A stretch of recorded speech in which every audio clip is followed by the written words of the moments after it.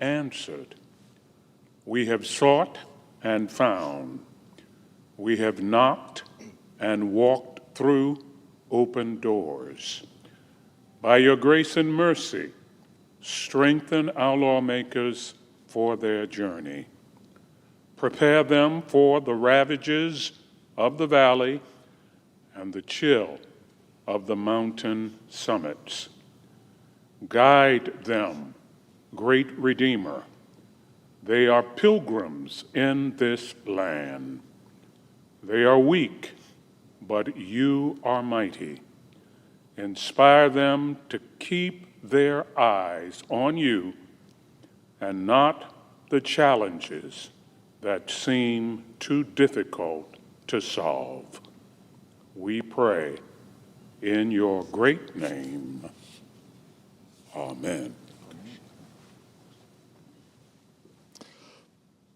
Please join me in reciting the Pledge of Allegiance to the flag.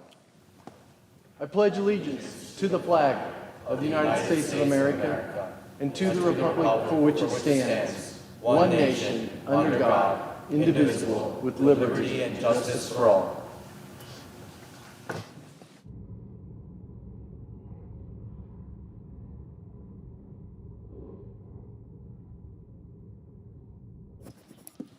The clerk will read a communication to the Senate.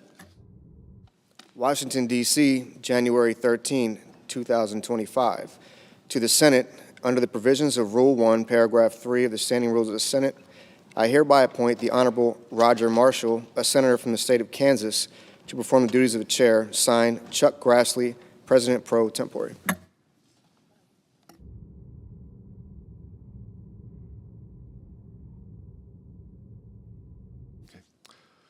The chair lays before the Senate a communication of the Secretary of the Senate regarding a message from the President received during the adjournment of the Senate. Dear Mr. President, on Friday, January 10th, 2025, the President of the United States sent by messenger the attached sealed envelope addressed to the President of the Senate dated January 10th, 2025, said to contain the economic report of the President together with the annual report of the Council of Economic Advisors. The Senate not being in session on the day which the President delivered this message, I accepted the message at 3:55 p.m., and I now present to you the President's message with the accompanying papers for disposition by the Senate. Respectfully, Jackie Barber, Secretary of the Senate.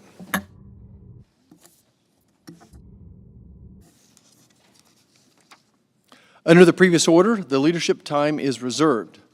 Morning business is closed. Under the previous order, the Senate will resume consideration of the motion to proceed to S5, which the clerk will report. Motion to proceed to counter number 1, S5, a bill to require the Secretary of Homeland Security to take into custody aliens who have been charged in the United States with theft and for the purposes.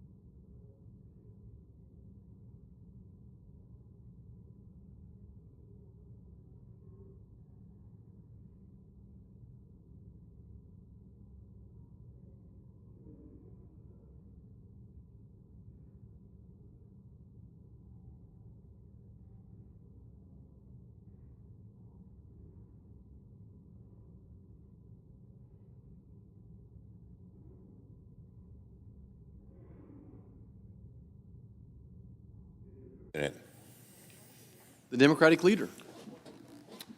Mr. President, this week, the American people will see for the first time what kind of Trump administration they're going to get in the coming years. One that will fight for working people, or one that will fight for the swamp. Over the next 4 days, over a dozen of the President-elect's nominees will testify in committee and make their case to the country. These hearings, in a very real way, are the opening salvo for holding the Trump administration accountable to the public. So today I want to talk a little bit about how Senate Democrats will approach these hearings to uphold our promise to stand up for America's working and middle class. These hearings will be the very first real opportunity to get the Trump administration on who they will fight for, working people or the special interests. Our approach will be this. We will use these hearings to show the contrast between Donald Trump's agenda of helping the special interests, especially the very wealthy, and the Democrats' agenda to fight for working Americans. Nominees should expect tough, candid, but fair questioning. They should come prepared to be honest about everything: their backgrounds, their experiences, and their commitment to increasing opportunity for all Americans, not just those at the top. They will also be asked tough questions about where they stand on the President-elect's stated policies, on things that will hurt the middle class, such as tariffs, tax cuts for the wealthy, and undermining policies that lower drug prices. Now, if the President-elect's nominees demonstrate they are qualified and committed to lowering costs, increasing wages, and strengthening our security, Democrats will take that very seriously. But if the President-elect's nominees are going to push policies that make inflation worse and put more money in the pocket of special interests, or duck those important questions, they will be put on the record about their views for all the American people to see. That is why Democrats have insisted on regular order for the President-elect's nominees. A thorough nominations process ensures the American people know precisely who these nominees are and who they'll fight for. Unfortunately, a troubling pattern emerged last week from some Republican chairs who seemed eager to rush the nomination process without fully getting all the necessary documentation.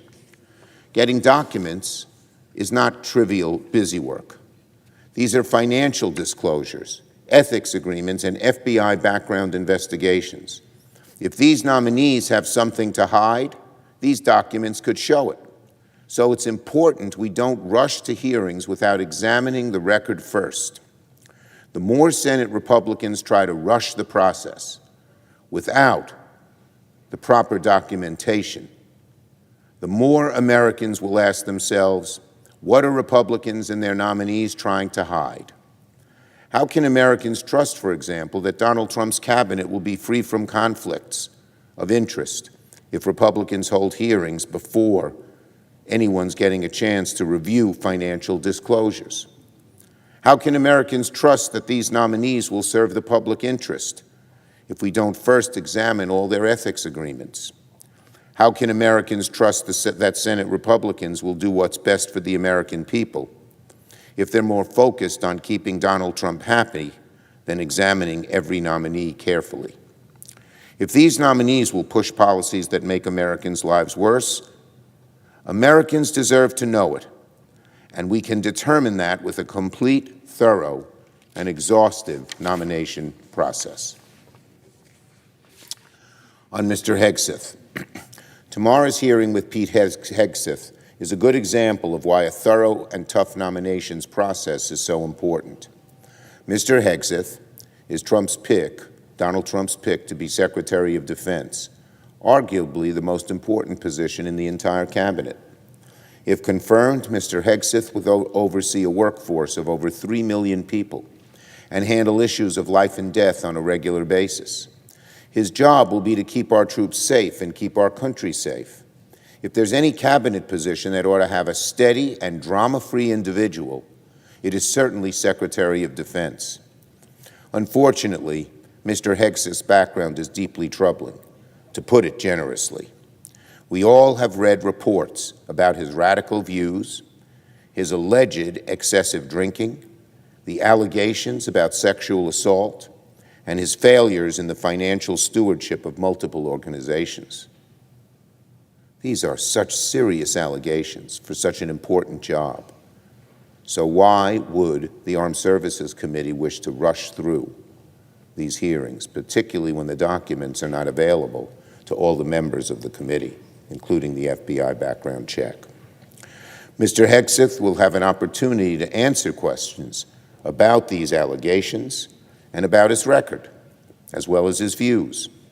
He can expect his hearing to be tough but respectful, candid but fair. The stakes during tomorrow's hearings will be very high, not just for the nominee, but for the entire country. It's not hard to imagine an emergency situation where the Secretary of Defense has to make quick and steady decisions about our military. Is someone with Pete Hegseth's alleged history really the kind of person we want at the helm in a very, very important situation, dangerous situation like that? Is that really in the best interests of American safety? That's something senators should ask themselves during tomorrow's hearing. And of course, they should ask Mr. Hegseth questions about it. When it comes to a job like Secretary of Defense, there can be zero question, zero, that the nominee's up for the job. Unfortunately, Mr. Hegseth's record leaves too many unanswered questions. Let's hope we get real answers and real documentation before anyone votes for Mr. Hegseth for Secretary of Defense. On Laken Riley, today the Senate will vote on a motion to proceed on the Laken Riley Act. The Senate invoked cloture on this bill last week with a strong bipartisan vote. As I said last week, Democrats want to have a robust debate where we can offer amendments and improve this bill. This issue is very important. Americans deserve for us to debate the issue seriously, including by considering amendments from the Democratic side. We're going to ask our Republican colleagues to allow for debate and votes on amendments. I hope my Republican colleagues will allow for it. And finally, on the January 6 pardons, it's not finally, next to finally, Donald Trump has promised to spend the first hour of his presidency pardoning the violent mob which stormed the Capitol and attacked our police officers on January 6th. Instead of focusing on helping working families or lowering health care costs or making life better for the American people, Donald Trump's very first priority seems to be pardoning the January 6 rioters. And yesterday on Fox News Sunday, the Vice President-elect, J.D. Vance, feeling the heat that these pardons are not very popular with the American people, said that while those who committed violence should not be pardoned, he implied that those who did not commit violence could deserve to be pardoned. The people who invaded the Capitol on January 6th, whether they committed violence or not, should not be pardoned. They unlawfully broke into the Capitol to stop the peaceful transfer of power. What they did is a serious crime. There's no gray area here. There would be nothing more insulting to our democracy and to the memory of those who died in connection of that day than letting rioters walk free. We would be saying, in effect, that you can storm the Capitol, engage in violence against police officers, or be part of a crowd that engaged in such violence, and try to overturn a free and fair election, and then walk away with no consequences. Rioters who broke into the Capitol on January 6 to try and stop the peaceful transfer of power and subvert our democracy do not deserve a presidential pardon. Whether they committed violence or not, no one who participated in one of the darkest, most shameful days in American history should be pardoned. Finally, on a Holocaust survivor on Long Island who I met with this morning. One of my favorite things about serving as the senior senator from New York is that I get a chance to travel around the state and meet so many exceptional New Yorkers. This morning on Long Island, I had a chance to meet an especially exceptional New Yorker, a living legend, a 100-year-old woman named Pina Frazinetti Wax, a Holocaust survivor and proud Long Island resident. She was sheltered by Catholic nuns in a convent for 2 years to keep the Germans from sending her to concentration camp. And, Mr. President, these days, there are so many Holocaust deniers, people who say it never existed or was, quote, exaggerated. And then there are so many more young people who know nothing about the history of the Holocaust, that those who survived it are very, very important to our history, to helping us understand what happened, to be a living witness to this awful, awful, awful genocide that occurred against the Jewish people. Miss Wax is such a survivor. She combined her 100th birthday with constantly reminding people of the horrors of Nazi Germany and what was done to the Jewish people. So to this morning, it was my honor to present her with a flag flown over the Capitol, expressing the Senate's recognition of her extraordinary life.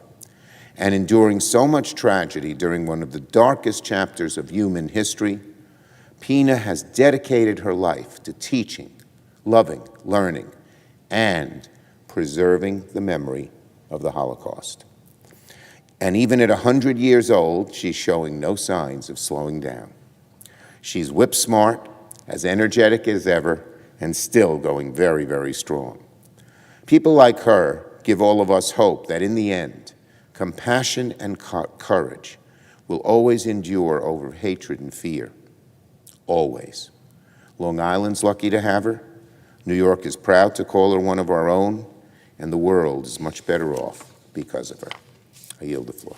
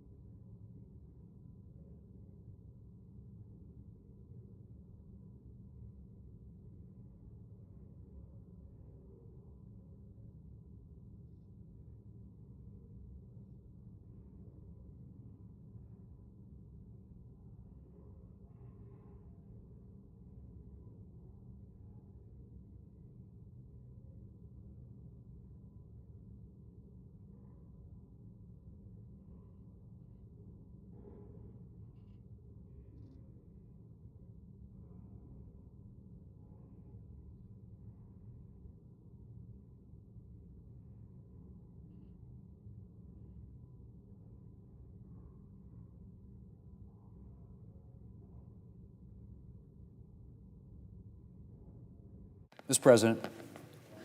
The Majority Leader. Mr. President, by now I think a lot of Americans know the story of Laken Riley, a 22-year-old nursing student at Augusta University in Georgia with her whole life ahead of her. Laken was murdered last February while out on a run on the Athens campus of the University of Georgia. Her killer was arrested the next day. and it quickly became clear that he should never have had the opportunity to get near Laken Riley because he should never have been in the country in the first place. Laken's killer had entered the country illegally, been released into the interior, and had subsequently been arrested in New York City and later issued a citation for shoplifting in Georgia a few short months before Laken's murder.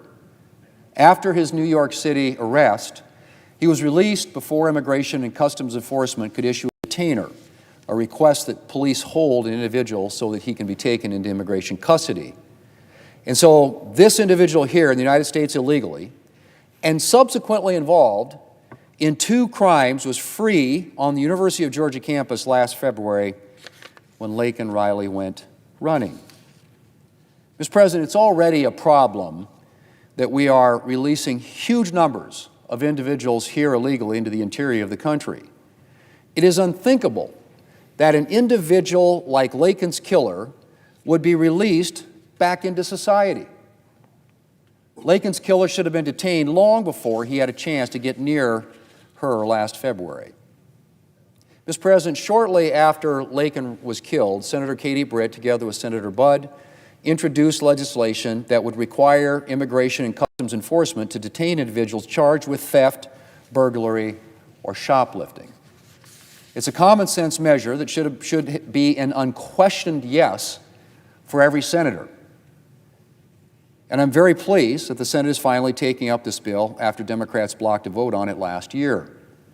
The fact that 33 Democrat senators voted in favor of moving to the bill on Thursday was an encouraging sign that at least some Democrats might be serious about wanting to work with Republicans to address border and immigration security. And I hope that proves to be true. It would be incredibly disappointing if Democrats moved to the bill simply to attempt to load it down with poison pills or unrelated measures.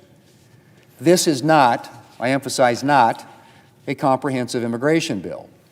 It is an attempt to right one wrong: the fact that individuals already here illegally who have been charged with various property crimes are not required to be detained by Immigration and Customs Enforcement. It is an attempt to ensure that no other family will have to suffer the pain suffered by Laken Riley's. And so I hope, Mr. President, that Democrats will work with us in a serious fashion to actually pass this legislation. Mr. President, after 4 years of chaos at our southern border under President Biden, there's a lot of work to be done on both the immigration and border security fronts. The kind of unchecked illegal immigration that we've experienced at our southern border under President Biden serves as an invitation to terrorists, criminals, and other dangerous individuals to enter our country. Currently, Senate Republicans are working on a major package that will include substantial funding for a variety of border and immigration security needs, including increasing the number of Immigration and Customs Enforcement officers and Border Patrol agents, increasing detention space, and providing the barriers and technology that we need to secure the border. I look forward to taking up that package. In the meantime, however, we have a bill before us today that will address one problem in current immigration law and perhaps prevent other families from suffering the pain that Laken Riley's has suffered. Mr. President, let's get it done. Mr. President, before I yield the floor, let me say I understand that there is a bill at the desk that is due for a second reading. The clerk will read the title of the bill for a second time. H.R. 23, an act to impose sanctions with respect to the International Criminal Court and so forth. Mr. President, in order to place the bill on the calendar under the provisions of Rule 14, I would object to further proceeding. Objection having been heard, the bill will be placed on the calendar.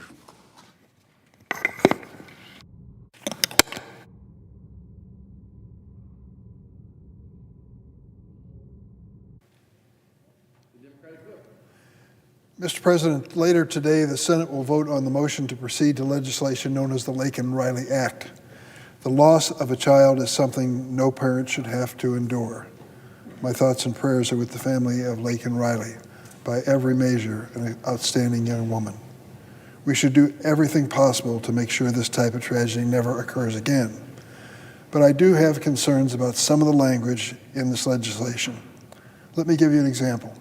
This bill would mandate immigration detention for an undocumented immigrant if they are arrested for shoplifting, even if they're never charged or convicted for that offense.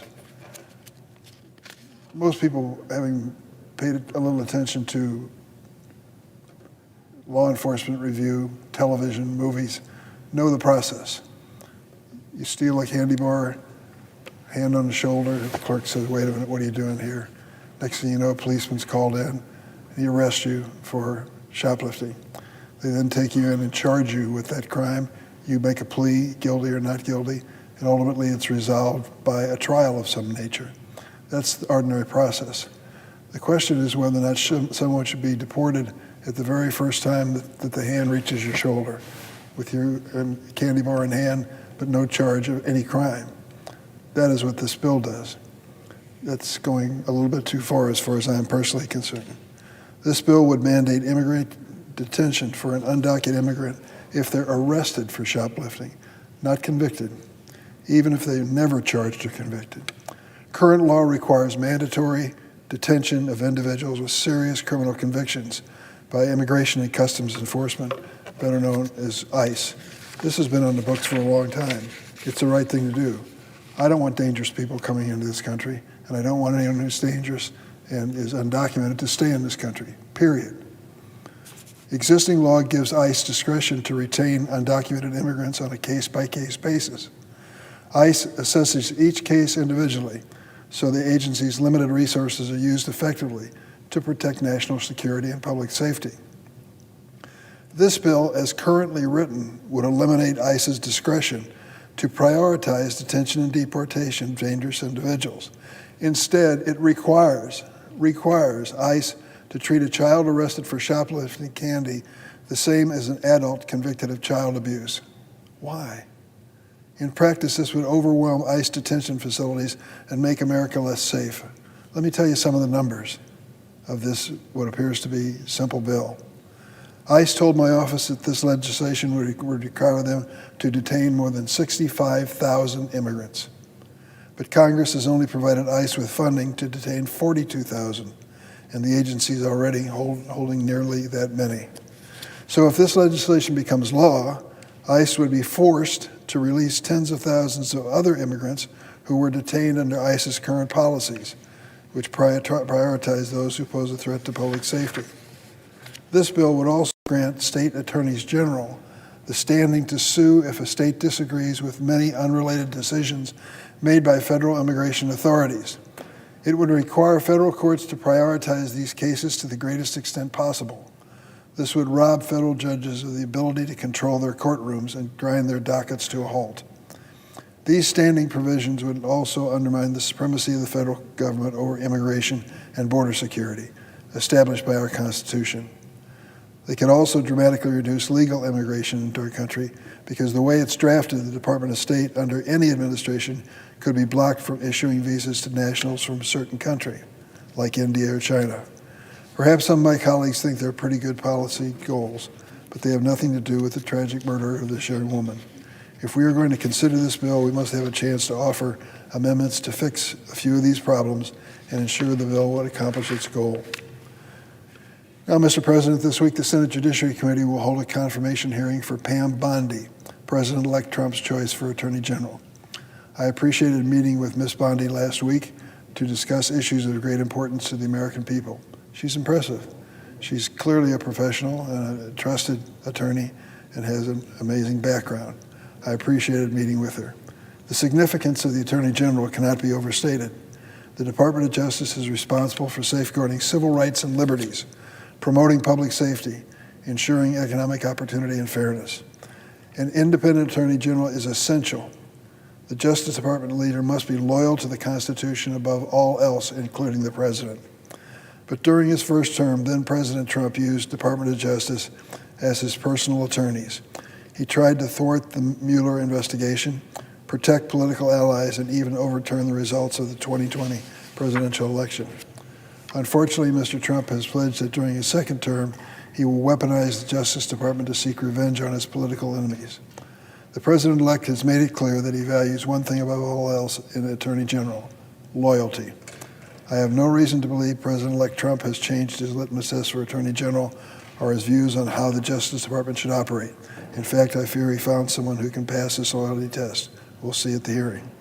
The obvious concern with Ms. Bondi is whether she will follow the bipartisan tradition of the post-Watergate era and oversee an independent Department of Justice that upholds the rule of law. Ms. Bondi is one of 4 personal lawyers to President-elect Trump who he's already selected for Department of Justice positions. She was a leader in an effort to overturn the 2020 election. She has echoed the president's calls for prosecuting his political opponents, and she has a troubling history of unflinching loyalty to the president-elect. In addition, she has a record of hostility to fundamental civil rights, including reproductive rights, voting rights, and LGBTQ rights. Every president has the right to nominate individuals to serve in key cabinet positions. However, the Senate has a constitutional duty to provide advice and consent on these nominations. This week's hearing will provide an opportunity to learn more about her nomination, and her vision. The American people deserve an Attorney General who will protect their fundamental rights, demonstrate independence and integrity, and remain faithful to the Constitution, the country, and the rule of law. Mr. President, I yield the floor.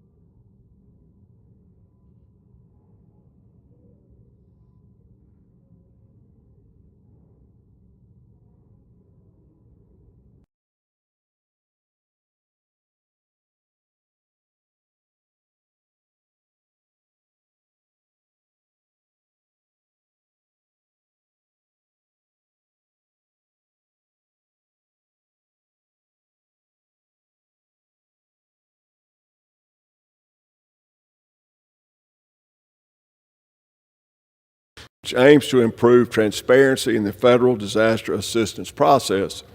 When disaster strikes, the priority is to save lives and to help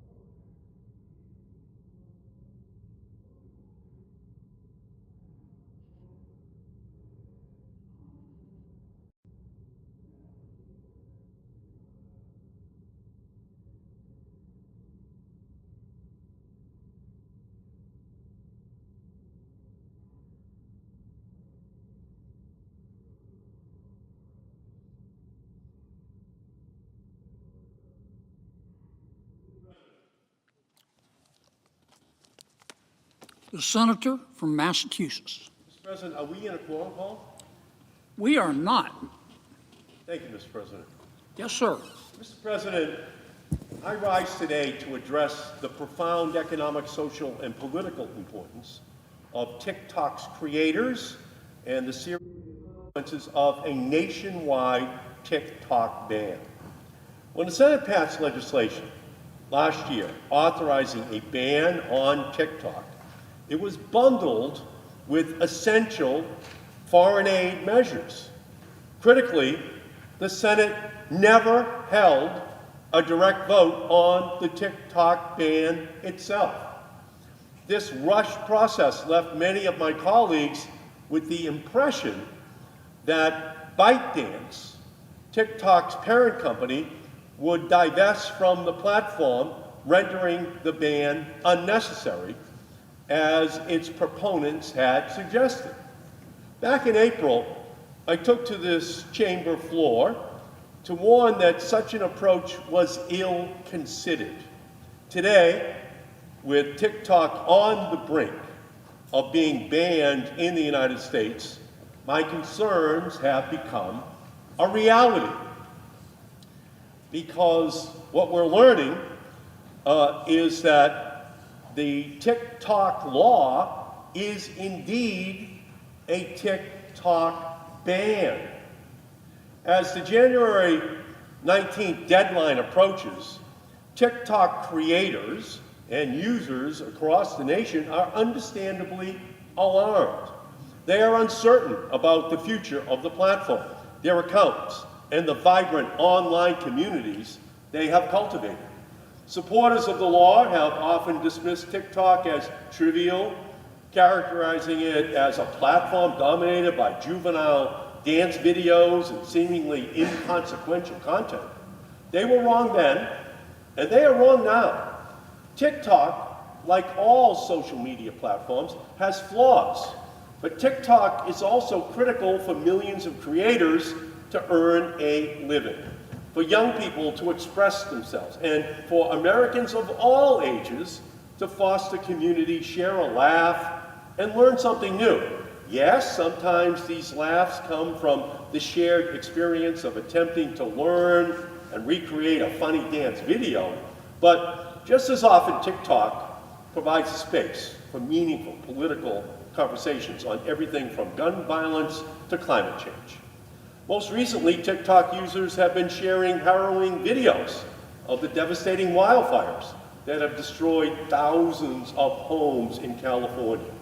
And these personal videos have provided a first-hand account of the tragedy, creating a virtual gathering space for shared stories, mutual support, and urgent calls for assistance to this climate change-created catastrophe.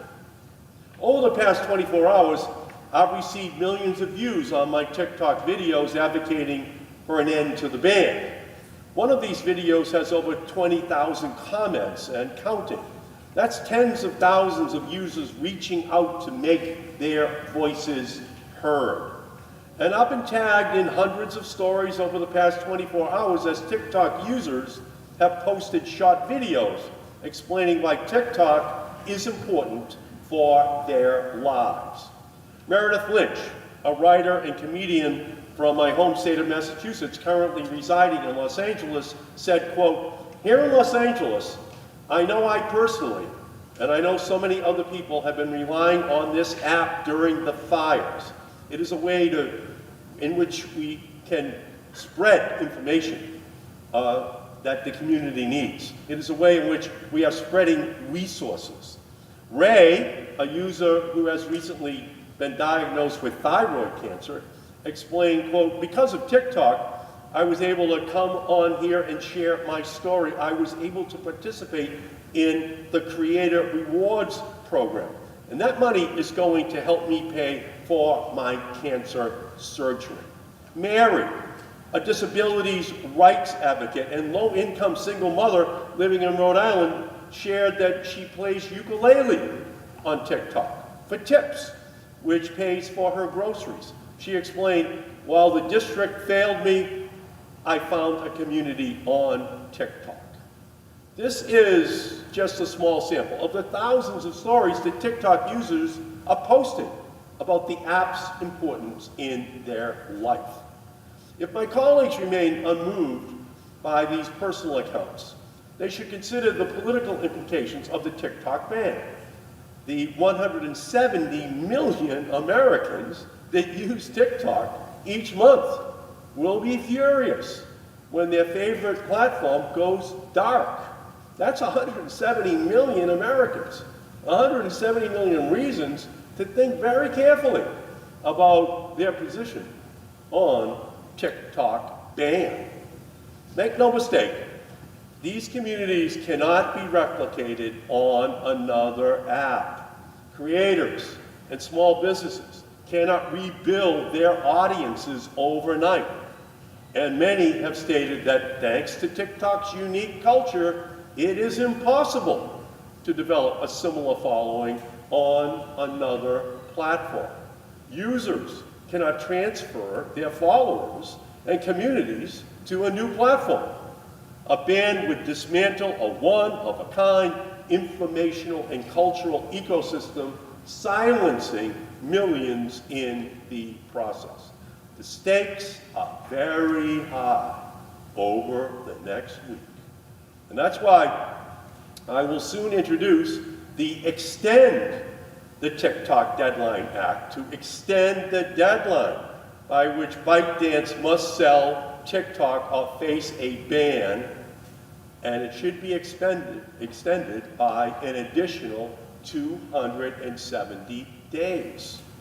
Now that my colleagues understand that the TikTok ban is real, we need time to have a deeper conversation about how to address the national security risks caused by ByteDance's ownership of TikTok. We need time to understand the ban's implication on TikTok's creators and users. We need time to consider alternative ideas. This legislation does not repeal the original legislation. It merely allows for more time. Let me be clear. TikTok has its problems. Like every social media platform, TikTok poses a serious risk to the privacy and mental health of our young people in our country. In fact, TikTok paid a fine for violating my law, the Children's Online Privacy Protection Act, just a few years ago. I'm proud of my law, and I'm proud that the Federal Trade Commission took action under my law. But they've also done the same kind of action against American companies and fined them for doing the very same thing to children in our country online. So it's not just a TikTok issue. It's American companies that actually set the example for how young people in our country get abused. And last year, I sent a letter to the Department of Justice urging it to quickly review the allegations that TikTok had violated COPPA yet again. I will continue to hold TikTok accountable for such behavior, but I will hold every American company, from Instagram to Facebook, all the way down the line, that is doing the very same thing to the children in our country. A ban on TikTok does not solve the problem, because young people in our country are still going to be going to American sites that are abusing it. And the Surgeon General tells us that there is a mental health crisis amongst young people in our country. This doesn't solve the problem. If we're going to deal with it, let's deal with it. But let's step back and understand that it's not just a TikTok issue. It's social media in general. A TikTok ban would impose serious consequences on millions of Americans who depend upon the app for social connections and for their economic livelihood. We cannot allow this to happen. I will urge the United States Senate to adopt my legislation to give the whole process an additional 270 days for us to debate it in a way in which we did not debate it last year on the Senate floor. And with that, Mr. President, I yield back.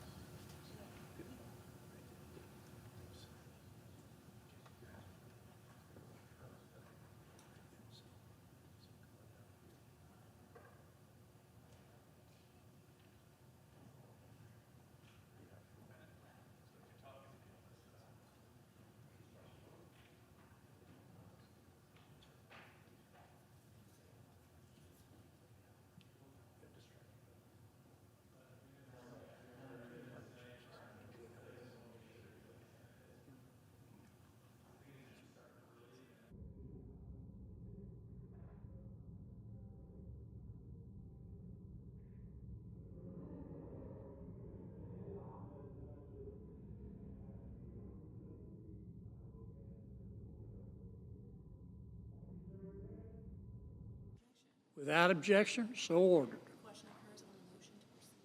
The question occurs on the motion to proceed. I'm sorry? Is there a sufficient second? There appears to be. The clerk will call the roll. Ms. Alsobrooks, Ms. Baldwin, Mr. Banks, Mr. Barrasso, Mr. Bennett, Mrs. Blackburn, Mr. Blumenthal, Ms. Blunt Rochester,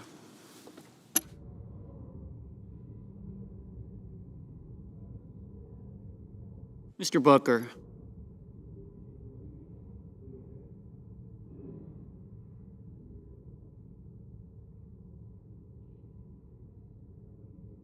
Mr. Bozeman,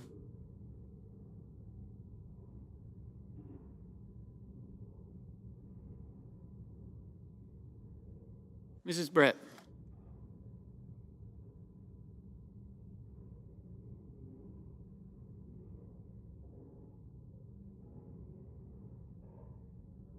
Mr. Budd,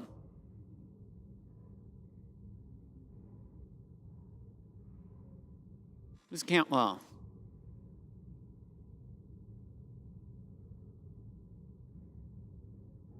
Mrs. Capito,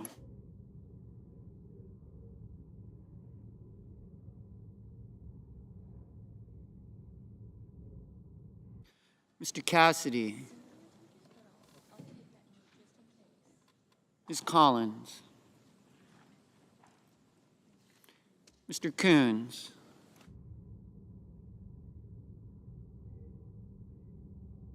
Mr. Cornyn,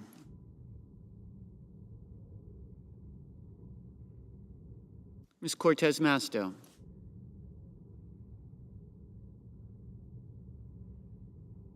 Mr. Cotton, Mr. Kramer,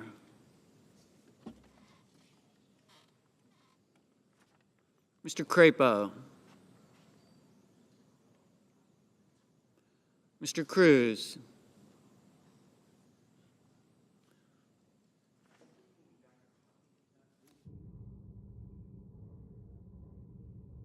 Mr. Curtis,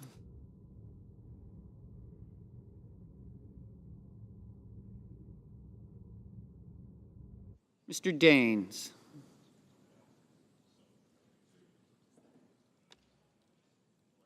Ms. Duckworth, Mr. Durbin,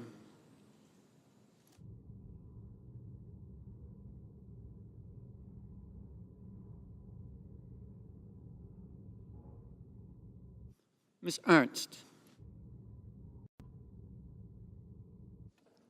Mr. Fetterman, Hey, is Charlotte there? Thank you. Mrs. Fisher,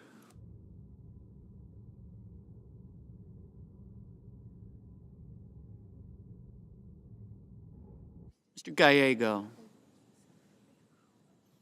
Mrs. Gillibrand, Mr. Graham,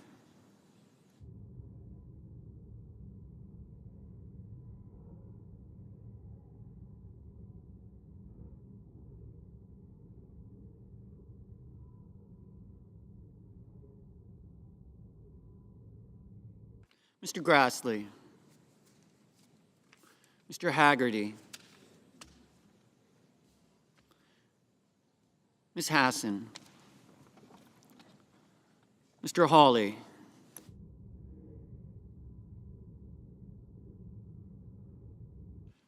Mr. Heinrich,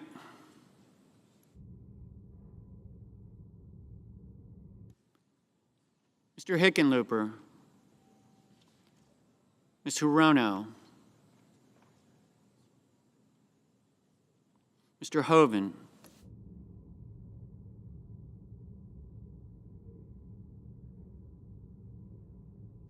Mrs. Hyde-Smith, Mr. Johnson, Mr. Kane, Mr. Kelly, Mr. Kennedy,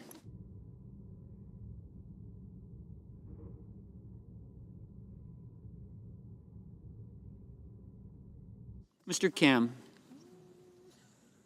Mr. King, Ms. Klobuchar, Mr. Langford, Mr. Lee, Mr. Lujan,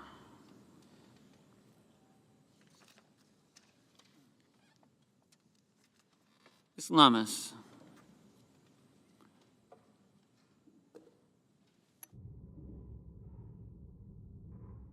Mr. Markey,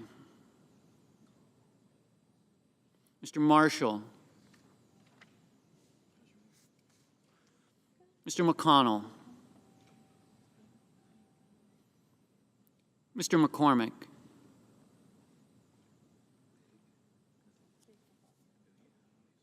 Mr. Merkley,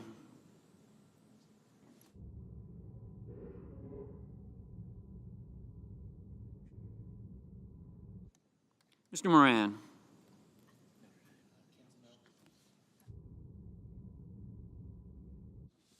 Mr. Moreno, Mr. Mullen, Ms. Murkowski, Mr. Murphy, Mrs. Murray, Mr. Ossoff, Mr. Padilla, Mr. Paul,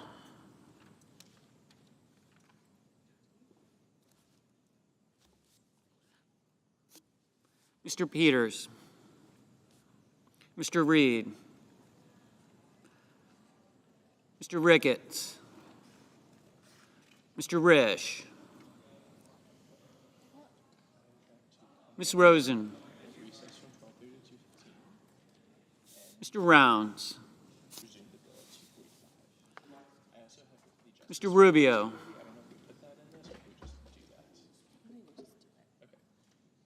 Mr. Sanders, Mr. Schatz,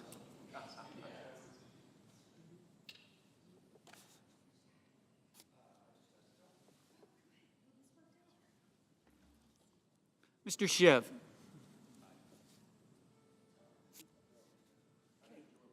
Mr. Schmidt,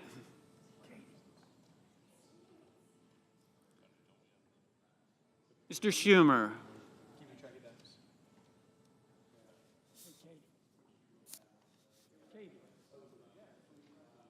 Mr. Scott of Florida,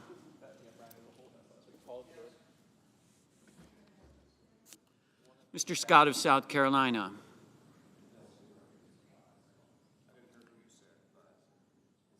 Mrs. Shaheen, Mr. Sheehy, Ms. Slotkin, Ms. Smith,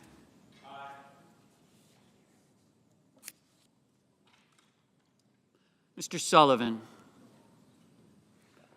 Mr. Thune,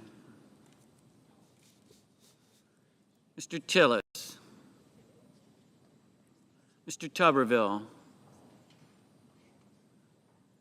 Mr. Van Hollen.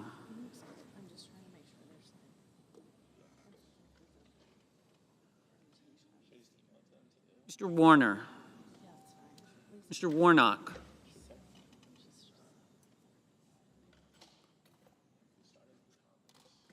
Ms. Warren. Mr. Welch. Mr. Whitehouse.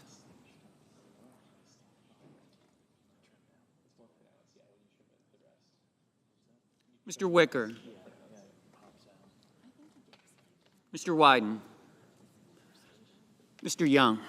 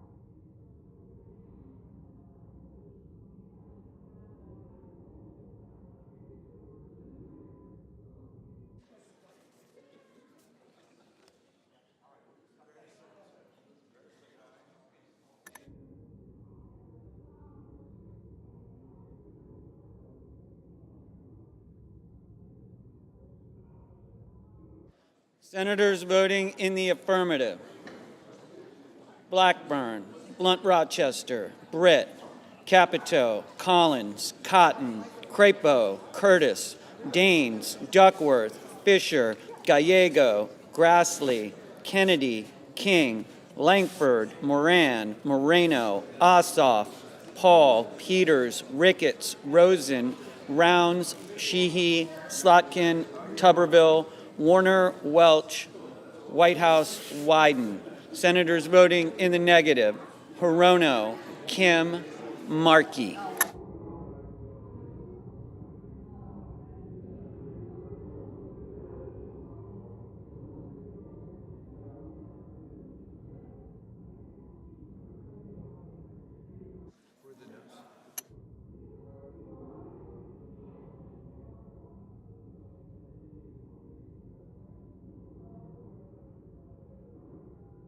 Mr. Heinrich, aye. Mr. McConnell, aye. Mr. Barrasso, aye. Mr. Cassidy, aye. Mr. Banks, aye. Mr. Cornyn, aye.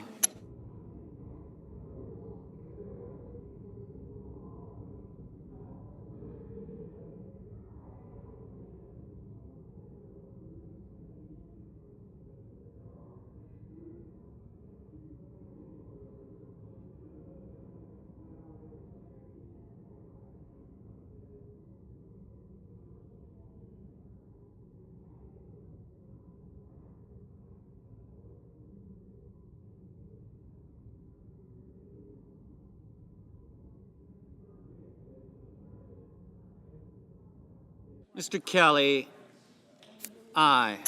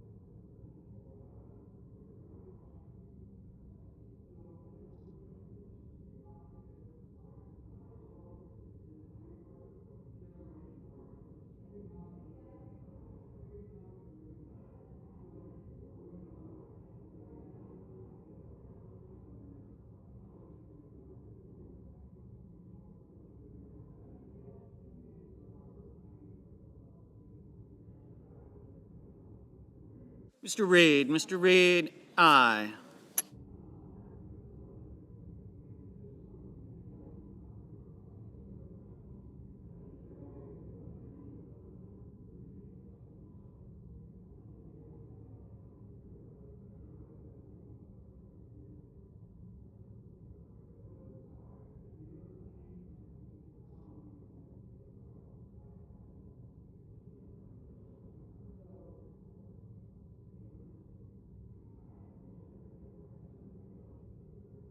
Mr. Lujan, no.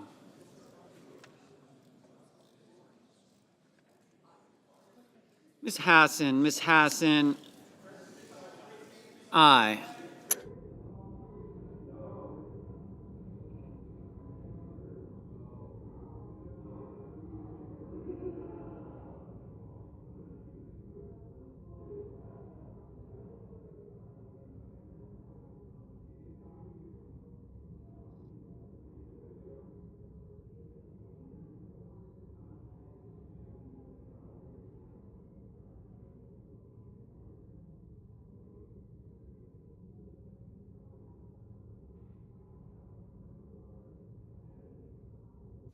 Ms. Smith, no.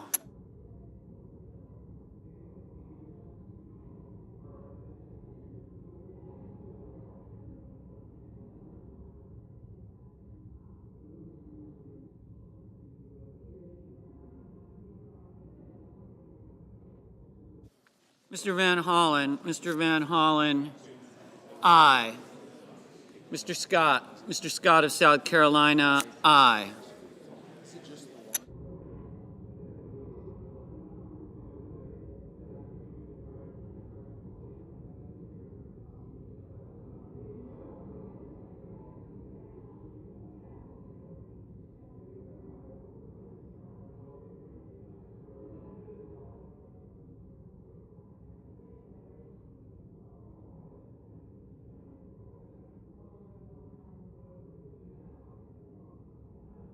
Ms. Ernst, aye.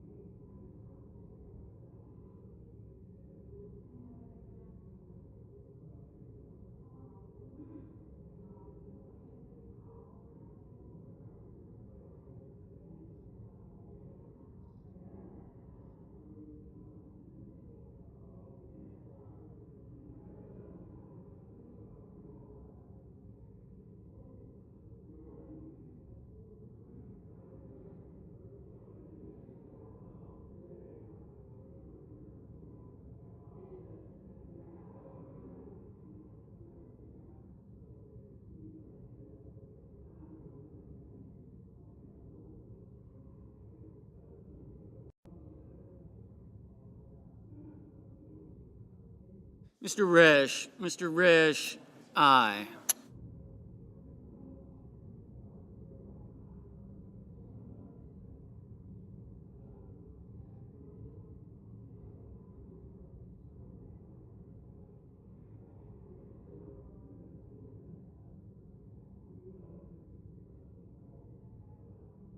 Mr. Tillis, aye. Ms. Also Brooks, aye.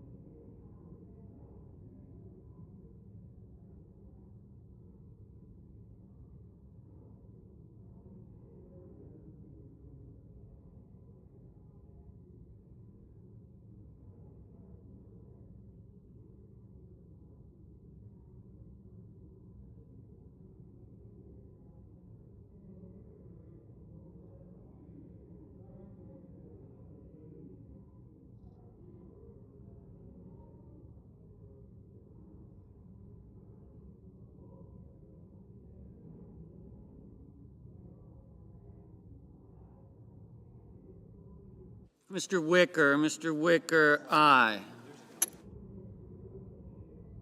Mr. Bozeman, aye.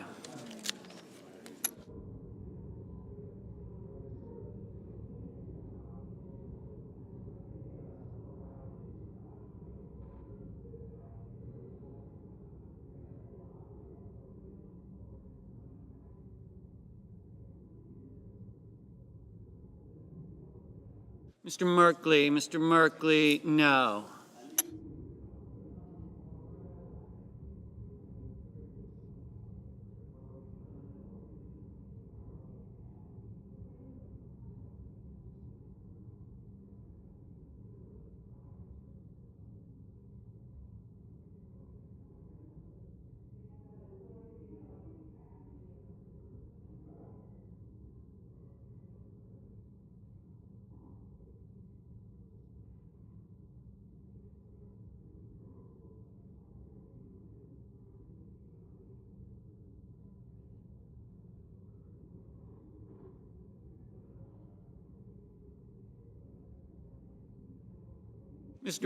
Mr. Bennett, aye.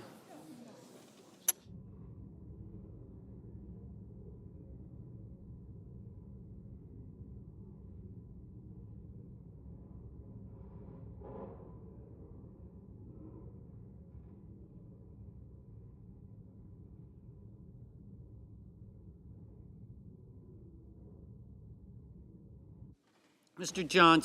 Johnson, aye.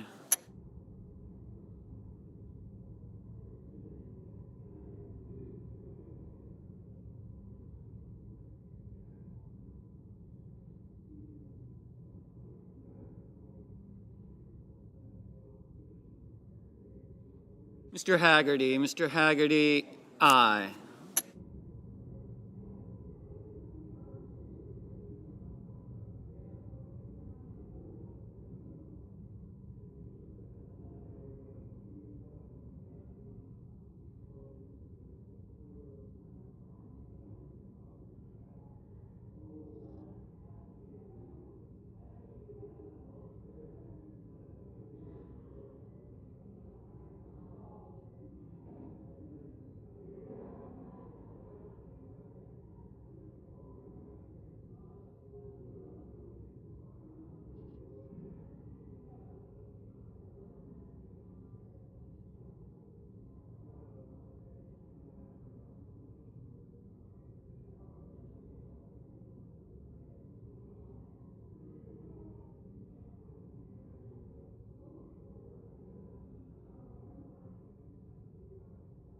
Ms.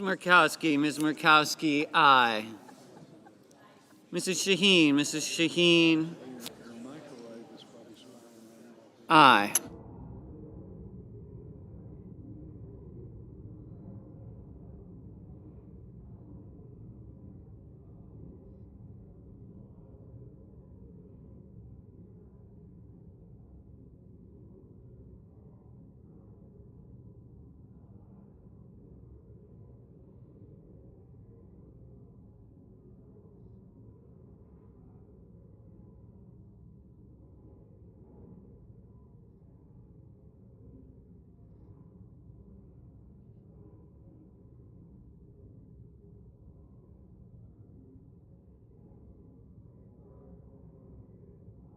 Ms. Baldwin, aye. Mr. Booker, no. Mr.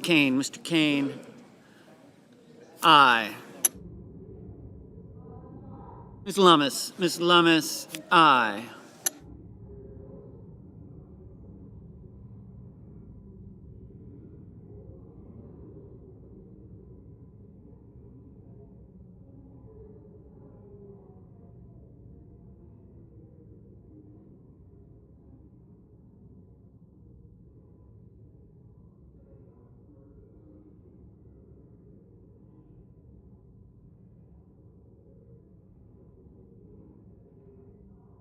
Mr. Durbin, aye.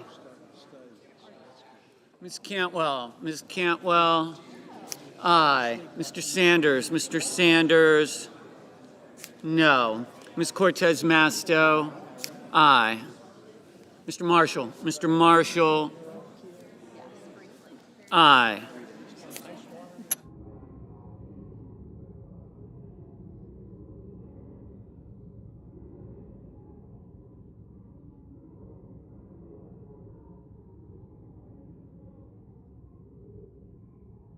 Ms. Warren, no.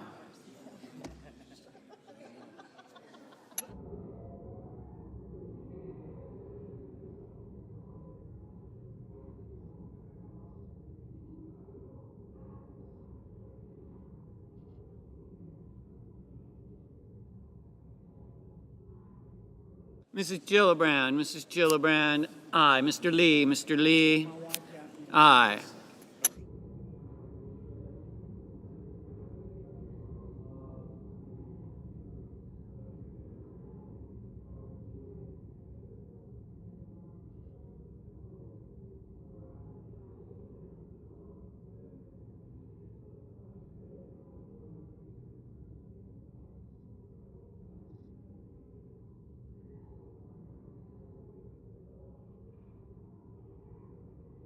Ms. Klobuchar, aye.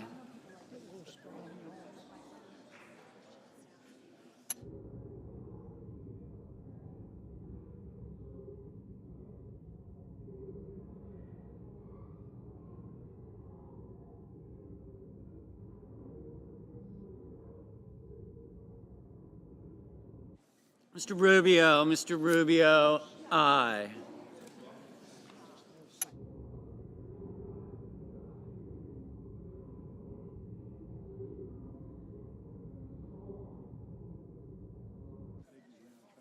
Mr. Sullivan, aye. Mr. McCormick, aye. Mr. Kramer, aye. Mr. Schumer, aye.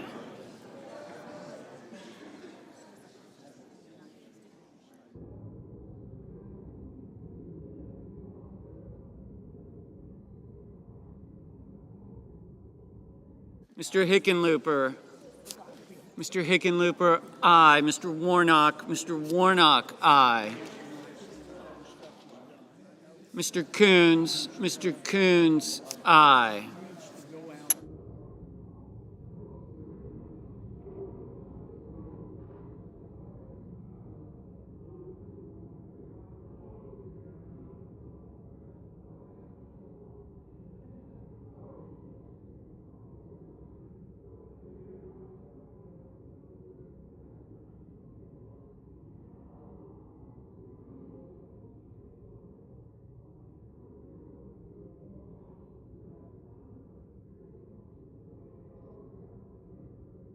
Mr. Thune, aye.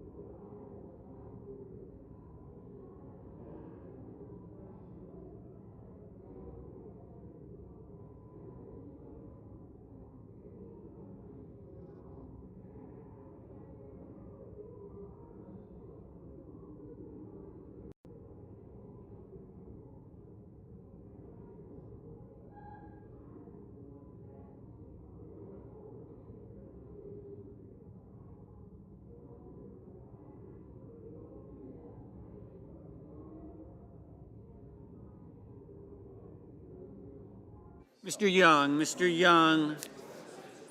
aye. Mr. Blumenthal, aye.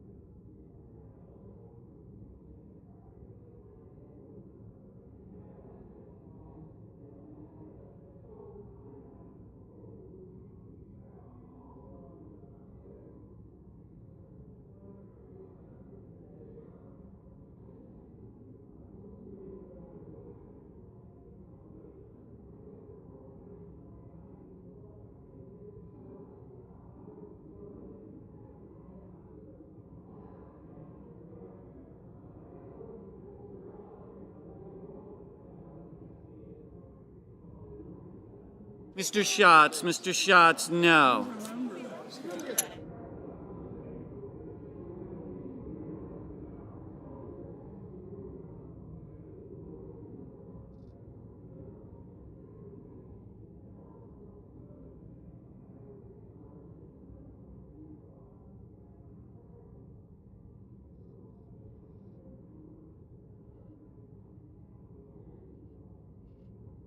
Mr. Budd, aye.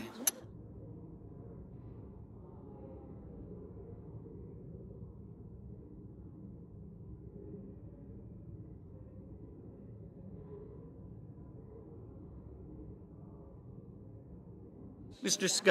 Scott of Florida, aye.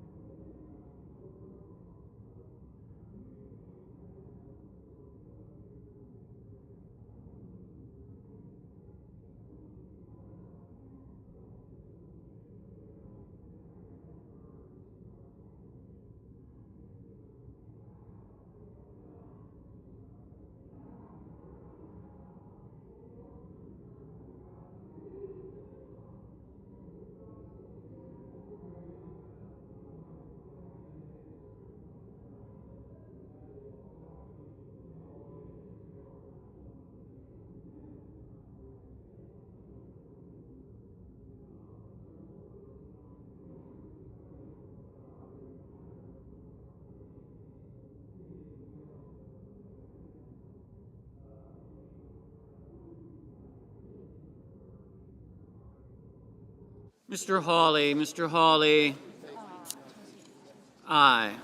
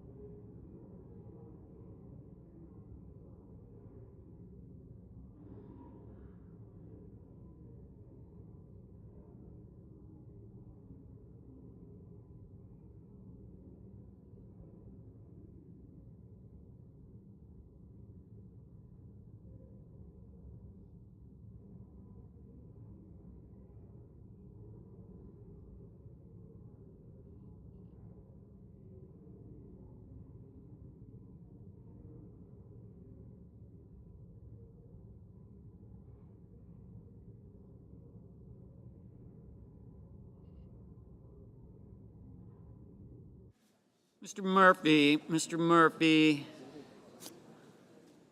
Aye.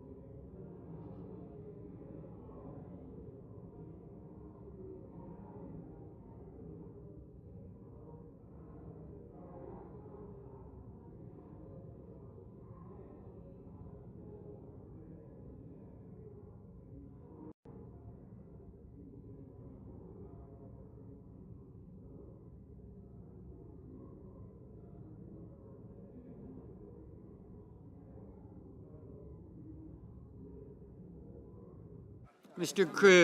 Cruz, aye.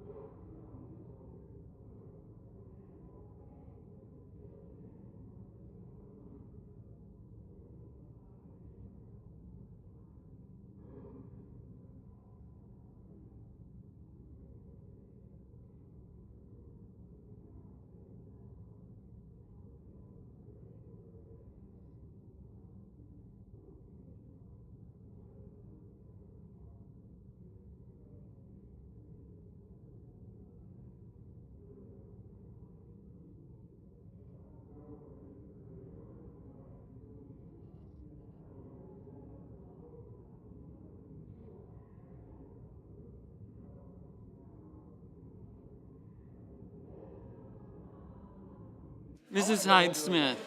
Mrs. Hyde-Smith, aye.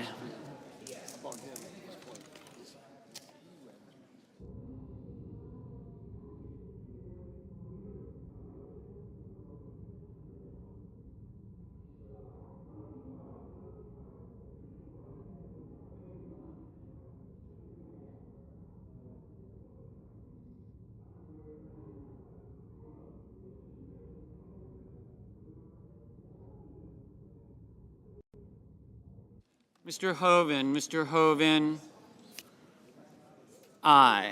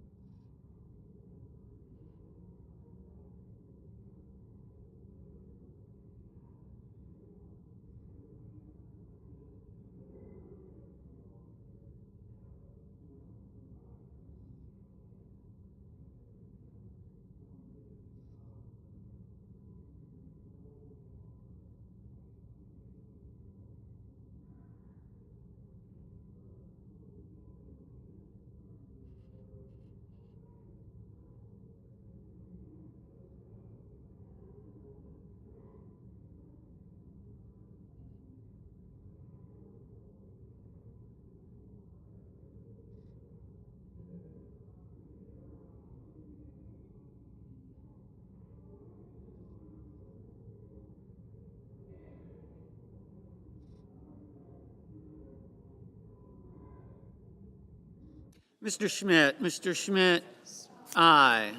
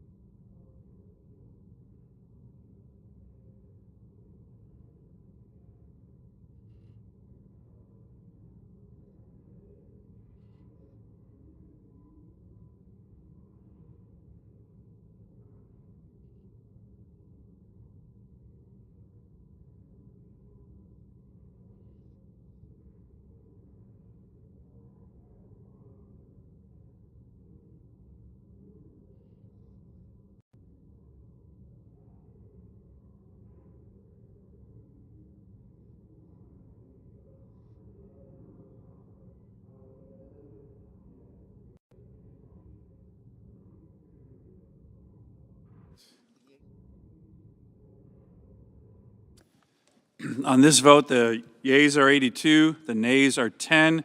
The motion is agreed to. Clerk will report the bill. Calendar number 1, S5, a bill to require the Secretary of Homeland Security to take into custody aliens who have been charged in the United States with theft and for other purposes.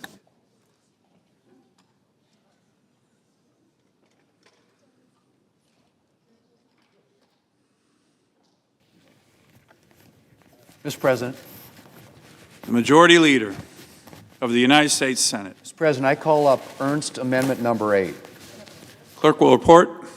Senator from South Dakota, Mr. Thune, for Ms. Ernst, proposes an amendment numbered 8. Mr. President, I ask that the reading be dispensed with. Without objection. I ask unanimous consent that the Senate be in a period of morning business with senators permitted to speak therein for up to 10 minutes each. Without objection. Mr. President, I ask unanimous consent that when the Senate completes its business today, it stand adjourned until 12 p.m. noon on Tuesday, January the 14th, and following the prayer and pledge, the journal of proceedings be approved to date, the morning hour be deemed expired, the time for the two leaders be reserved for their use later in the day, and the Senate be in a period of morning business for debate only, with senators permitted to speak therein for up to 10 minutes each. Further, the Senate recess from 12:30 p.m. to 2:15 p.m. to allow for the weekly conference meetings. And finally, that at 2:45 p.m. morning business be closed and the Senate resume consideration of calendar number 1, S5. Is there objection? Without objection, so ordered. Mr. President, if there's no further business to come before the Senate, I ask that it stand adjourned under the previous order. Senate stands adjourned until noon tomorrow.